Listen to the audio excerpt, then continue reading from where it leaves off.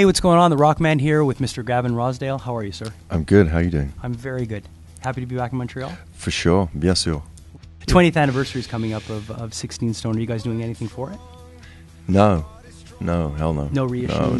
No nostalgia. None of that, eh? Sentimentality, bullshit like that. No. Just firing on new stuff. And plus it's the Bush Mark II.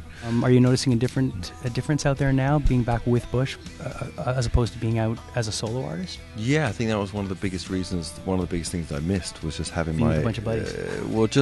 And that audience, the Bush audience, you know, I think that with the solo thing was cool. It was moving into a different realm, and it was like a whole different world, and it feels like this is where I belong. Being back with Bush, you're on a tour like with a band like Nickelback, who weren't even around when you guys first started or were in their infancy. Is it funny for you to come back and to be opening up for them? Do you find it humbling, or do you just know? I mean, as an artist, you know it's kind of the name of the game. Well, I know, with Bush we never opened for anyone, so it's the first time we ever done that. Really? And it just seemed, that they seem to have such a great ability to continue to sell records, play a lot of people, and so it was just a bit of a no-brainer just to kind of come out and play to a lot of people that weren't expected to see us on those nights, Now, for you this time out, the music business is completely different. It's not the same business model at all anymore, and it's all about playing live now. Do you find it disheartening when you're doing an album, thinking that it's going to be put out and someone's just going to steal it, or do you not look at it that way? I just, I don't want to be like worried about that stuff. It's sort of a reality that goes on, and if you find, to accept things is just to go with the flow, and some people get it, but a lot of people mainly rip it. Right. But people still hear it, and then you go play it. It's just sort of the name of the game. Like complaining about it sort of just seems futile and relentless, and just I don't know what would get me. I like to rail against things I can actually affect and it can change. That I can't. Being somebody that's from the early '90s, coming into a time now where it's such a change in the recording process, do you find people recording digitally don't know what it's like to go through recording a record on 2-inch tape? I mean, I don't know. Do you think about that stuff? Yeah, well, I'm a musician as well, and I know that when we first had to do a record, right, we would have to go in. Good. We had to be good. You had to have 15, 20 grand to go into a studio, and now when I see people doing albums on iPads, it just blows me away. I mean, people aren't putting in their 10,000 hours like they used to.